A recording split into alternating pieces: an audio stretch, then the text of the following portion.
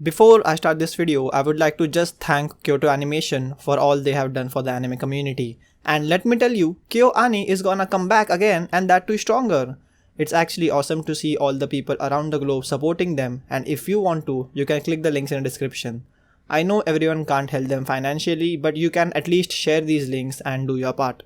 So anyway, deuces!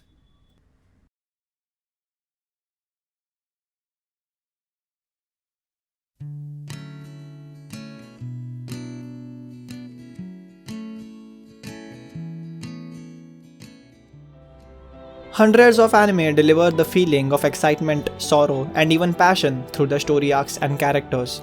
But what Mushishi delivers is something really different and unique. Watching Mushishi is more like an experience rather than just watching a storyline progress. And because of its unique approach and non-traditional narrative, this anime will not be liked by everybody. It doesn't deliver what the teenage anime fans or masses want. It doesn't have the sense of exhilaration, and its storyline is rather simple and lacks any build-up or any showdown or finale. When I started the making of this review, I really wasn't sure what I exactly liked about the anime. I just knew that I liked it. The anime clearly doesn't have super hyped arcs or strong antagonists or a really diverse and complex plot or really well animated action scenes. But I still always felt like clicking the next episode. I started researching, and when I got the answer, that's when I realized that Mushishi is truly a masterpiece. The amount of thought they may have put into the making of this series must be incredible.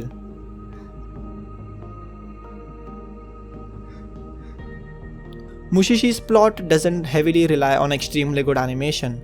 The show doesn't have any action scenes or scenes with a lot of body movement. The plot, the characters, and the animation and art of this anime is not exciting. It's rather soft, smooth, and lacks any sharpness. The atmosphere and environment also adds to the mysterious but calming feeling we get while watching the anime. All of this in synergy delivers a really soothing and uniquely mysterious experience. The color palette, soundtracks, and the animation never gives the dopamine rush one gets while watching a shonen anime. Because really there are not many things happening here apart from the mushis floating around. Talking about the mushis, I actually really liked the way mushis have been represented. While they are a supernatural element or a fantasy element, they look like many unicellular or microscopic creatures found in our real world. They could have made it like a really awesome looking fantasy creature which flies like many other anime have done, but that would just break the amazing feeling which the anime gives you. You see, this art of the mushis makes it really blend well with the setting which Mushishi takes place in. And while there are a million different types of mushis which look really different from one another, but still you would be able to tell that it is a mushi right off the bat. And this style of representation is perhaps the only way in which this unique masterpiece can be conveyed. It utilizes the anime format in the best possible way, and irrespective of the quality and the budget, Mushishi can never be readapted in live action or any other format. And this is actually not true for many other anime. If you have seen or at least tried watching Mushishi, you may have noticed that Mushishi doesn't offer a lot when it comes to the plot. It repeats one scenario in different ways, and while this makes the anime a little monotonous, but if you look at it closely, there aren't many recurring elements. In the first few episodes, the audience is introduced to the central piece of the anime, Mushi. It is really hard to pin down what Mushi truly are. They live in kind of another world which is synchronous with the real world. They fill out the unknown voids of our lives. A Mushi can be anything and everything that is unknown to us. It can live anywhere, including human emotions, nature, and even dreams. They can be ghosts, diseases, or even natural events. Their descriptions and their functions are hard to grasp, and perhaps it was an intentional plot choice. Now coming to the protagonist of the story, and perhaps the only recurring element in this anime, as the mushis are different and unpredictable every episode. His name is Ginkgo. He has white hair, he is a mushi master, or as I like to call him, a mushi doctor, and he smokes a lot of weed. And that's it, we don't know much about him. Even when his past is shown, it doesn't clear the fog surrounding his identity. We don't gain a lot of new information about his character. and it seems like any other episode discovering the mysterious nature of Mushis. You can sum up the plot by describing it as a traveling doctor's journey to cure people suffering from Mushi related problems. But that would be a really vague generalization, and to a degree, a wrong generalization. When I started watching Mushishi, from the first few episodes, what I deduced that Ginkgo was a really smart, mature, all-wise doctor who cures people for good and gave them always the right advice. But that was not the case. Many times the decisions he made can be debated as not the best way to solve the problem. He is a human who just wants to learn more and more about Mushis. We realize that Ginkgo has a very caring and responsible personality, and this personality is consistent even for the humans he encounters or even for the Mushis. His outlook towards life is stoic and his perspective is rather untainted by emotions. He chooses no sides, like a colorless human. He sees things that other people fail to perceive. He sees the totality of the world and doesn't label the humans or the Mushi as anything good or evil. He just wants to bring harmony to both the beings. In one episode, when a Mushi is living inside a man because of which the whole village dies, Ginkgo, while curing that man, describes it as both the parties, that is the Mushi and the host, are just trying to live, and there is nothing wrong in that. No one can be blamed for that. He has a sort of aerial perspective that majority of the other characters lack. Another thing that becomes quite apparent early on is that Ginkgo, the protagonist of the story, isn't quite the protagonist of the story in a conventional or a traditional sense.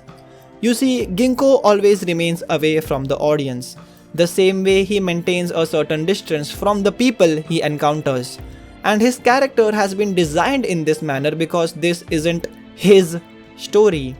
We aren't supposed to know a lot about him. It doesn't matter what his last name is or what kind of food he likes or what is in his bag.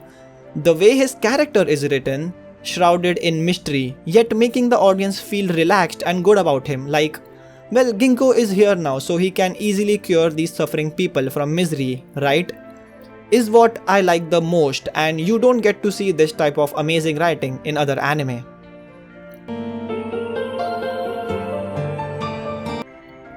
Honestly, Mushishi's setting and environment is what makes it for me. The era selected for the entire series is kind of a pre-industrial development Japan, and on that it is set in small villages and less populated areas. This makes it perfect as scientific and electronic instruments are completely absent and hence the mysteries and the folklores are still present. It shows us accurately how people in olden times have a belief or faith in something superstitious and how their lives are affected when someone else in the village is affected by a Mushi or the whole village is in fact affected by a Mushi. These are normal people just living their ordinary lives, who don't have a lot of knowledge about Mushis and if it has affected someone. And coming across a Mushi doctor is not so common in these areas. Due to no technology and no medical science, they just have to deal with it. As it is said, spend enough time in hell and even hellfire starts to soothe you. In some episodes, we get to see people who are infected by the Mushis are addicted to it. Ignoring the ill effects, these people crave to be a part of those Mushis or host of the Mushi. While these Mushis make their life full of misery, it also takes away the normalcy of human existence. Just the way in real world people choose to receive small dosages of electric shock for simulation rather than being bored and actionless. You can check this out in a video by Vsauce. He just goes ahead and pushes that button.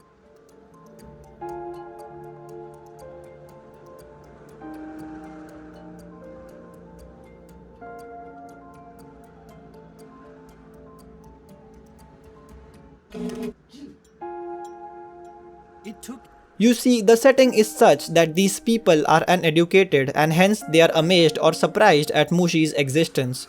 For them, these Mushis are no less than something magical or an act of gods. You can say that the pacing of the anime is slow.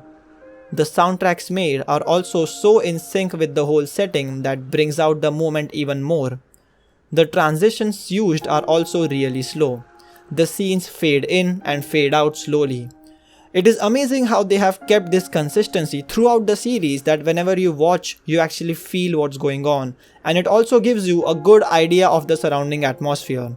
Almost in all the episodes, Ginkgo confronts the irrationality of humans. Humans unable to see or sense the Mushis. Most episodes have a character that makes a mistake, blinded by emotions and attachments, and sometimes ignorance. These people end up destroying their own, someone else, or even an entire village's life. The themes of desperation and over-sentimentality sit at the very core of most of these episodes, highlighting the fragility and the unreliability of feelings, and Ginkgo remains aloof from both of these characteristics.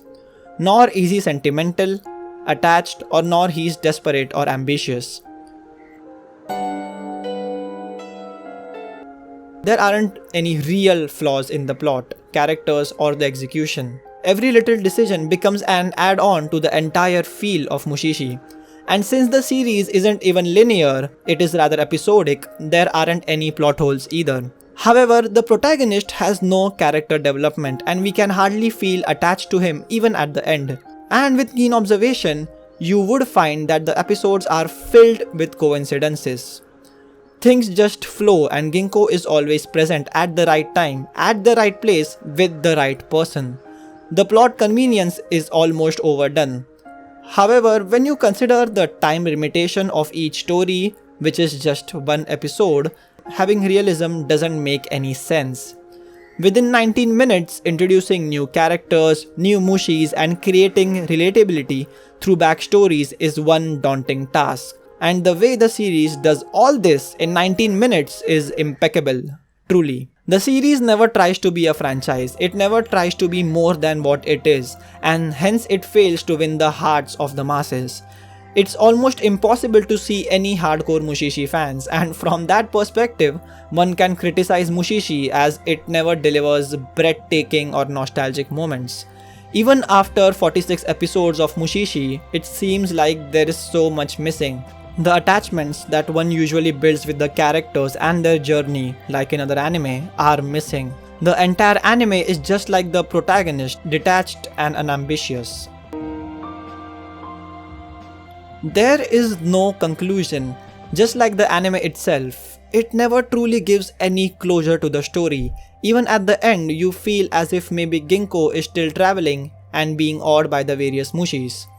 There is no progression, the plot and the characters are rather forgetful, and each episode is so abstract that at the end of it, it almost feels like you just wasted your time. While sometimes it's a happy ending, sometimes it's haunting, sometimes Ginkgo is successful and sometimes not. We come across various Mushis in each episode and yet we are clueless about their nature even after 46 episodes. So what was all this? It was just the feeling, the mesmerizing artwork, eternal soundtracks, and the stories coming together to deliver an experience which is unique at the least.